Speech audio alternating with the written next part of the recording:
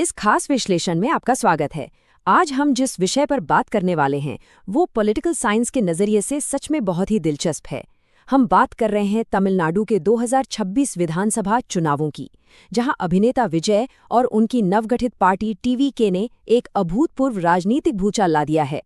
जरा इस नंबर पर गौर कीजिए, 110। टीएमके के फिलहाल लगभग 110 सीटों पर आगे चल रही है। ये कोई मामूली आंकड़ा नहीं है। इसने दशकों पुराने द्रविड़ राजनीति के उस कड़क ढांचे और स्थापित ड्यूओपॉली को यूं कहिए कि पूरी तरह से तोड़ कर रख दिया है। तो आखिर ये सब हुआ कैसे? इसे डिकोड करने के लिए हम इन 5 अहम चीजों पर बात करेंगे। 2026 का ये भूचाल, सिनेमा का पॉलिटिकल टूल बनना, लीडरशिप का वैक्यूम, आज की मॉडर्न स्ट्रैटेजी और आखिर में गठबंधन का चुनावी गणित। चलिए सबसे पहले इस 2026 के राजनीतिक भूचाल को थोड़ा करीब से समझते हैं।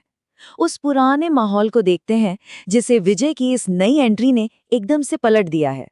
देखिए, 1967 के बाद से ना तमिलनाडु की राजनीति बिल्कुल सेट थी। या तो डीएमके सत्ता में आएगी या फिर एआईएडीएमके।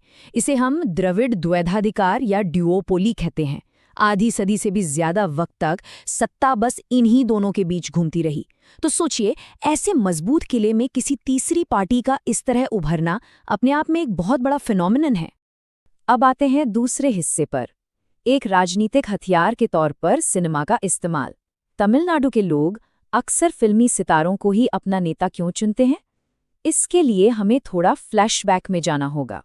ये जो टाइमलाइन है ना, ये पॉलिटिकल पाथ डिपेंडेंस का एक परफेक्ट उदाहरण है। 60 के दशक में पटकथा लेखकों यानी स्क्रिप्ट राइटर्स जैसे अन्नादुरई और करुणानिधि से इसकी शुरुआत हुई। फिर 70 के दशक में एमजीआर और 90 के दशक में जयललिता जैसे एक्टर्स सीधा मुख्यमंत्री की कुर्सी तक पहुंचे। सिनेमा और राज्य के नेतृत्व का ये कनेक्शन बहुत ही गहरा है। शुरुआत में इन नेताओं ने ना एक तरह से वैचारिक कोच का काम किया। उन्होंने पेरियार के ब्राह्मणवाद विरोधी और सामाजिक न्याय के विचारों को सीधे फिल्मों की स्क्रिप्ट्स में पिरो दिया। एक तरह से उन्होंने सिनेमा की बड़ी स्क्रीन को ही आम जनता तक पहुंचने का एक जबरदस्त पॉलिटिकल मंच बना दिया था। और इसका असर क्या हुआ? जब एमजीआर जैसे सुपरस्टार्स ने पर्दे पर इन दमदार स्क्रिप्ट्स को बोला, तो उनके फैन क्लब सिर्फ फैंस की भीड़ नहीं रहे, वो रातों रात वेल फंडेड और बेहद ऑर्गेनाइज्ड ग्रासरूट पॉलिटिकल मशीनरी में बदल गए। और सच बताऊं तो ये रेडीमेड नेटवर्क आज भी उतनी ही ताकत से काम कर रहे हैं। अब बात करते हैं तीसरे पहलू की, लीडरशिप का खालीपन। दरअसल यही वो तात्कालिक कारण या ट्रिगर पॉइंट था जिसने इस ताज़ा राजनीतिक भूचाल की नींव रखी। तो हुआ क्या कि 2016 के बाद जयललिता और फिर करुणानिधि जैसी कद्दावर हस्तियों के जाने से एक बहुत बड़ा स्ट्रक्चरल वैक्यूम आ गया, एक साफ खालीपन दिखने लगा। इसके बाद एम.के. स्टैलिन की अगुवाई में डीएमके की सरकार तो बनी, लेकिन साथ ही एक मजबूत एंटी इनकम्बेंसी यानी सत्ता विरोधी लहर भी पनपने लगी। बिल्कुल इसी खालीपन और जनता की एक नए विकल्प की बेचैनी को सुपरस्टार विजय ने बहुत सही समय पर पहचाना।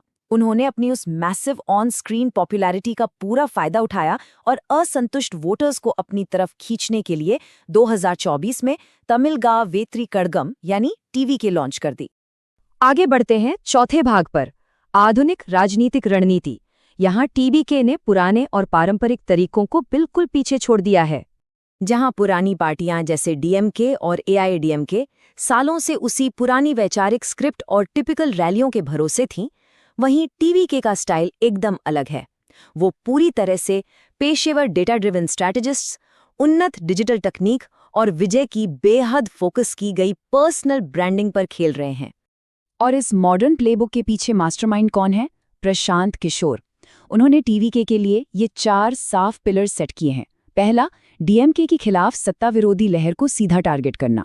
दूसरा, युवाओं और महिलाओं पर खास फोकस। तीसरा, ढेर सारी वेलफेयर स्कीम्स का वादा। और चौथा, सबसे जरूरी, विजय के थलपति ब्रांड को ज्यादा से ज्यादा इस्तेमाल करना। तकनीक का ये इस्तेमाल देखिए, ये सच में एक गेम चेंजर था। विजय की पॉपुलैरिटी इतनी भयंकर है कि उनकी रैलियों में जानलेवा भगदड़ का खतरा रहता था। इसका क्या हल निकाला गया? उन्होंने पारंपरिक भीड़-भाड़ वाली इन पर्सन रैलियों की जगह होलोग्राम्स और बॉडी डबल्स का इस्तेमाल शुरू कर दिया। ये राजनीति में बिल्कुल नया लेवल है। अब आते हैं हमारे आखिरी और शायद सबसे दिलचस्प हिस्से पर, गठबंधन का गणित। चलिए इन नतीजों के असल पॉलिटिकल इम्पैक्ट को समझते हैं। इस चार्ट को देखिए। चुनावी गणित बिल्कुल शीशे की तरह साफ है। 110 सीटों पर आगे होने के बावजूद टीवी के 118 सीटों के जादुई बहुमत से ठीक 8 सीटें पीछे है। और बस यहीं से असली पॉलिटिकल शतरंज की शुरुआत होती है। ये जो 8 सीटों का गैप है ना, इसे भरने के लिए नई गठबंधन संरचनाएं तय करेंगी कि सत्ता किसके हाथ लगेगी। हो सकता है कांग्रेस आईएनसी अपने नेशनल सपोर्ट के साथ या फिर पीएमके अपने मजबूत क्षेत्रीय बेस के साथ यहाँ किंग मेकर की भूमिका में आ जाए। चुनाव अभियान के दौरान विजय का ये डायलॉग बहुत वायरल हुआ था, इस जंगल में कितने भी सियार क्यों ना हो, शेर केवल एक ही होगा।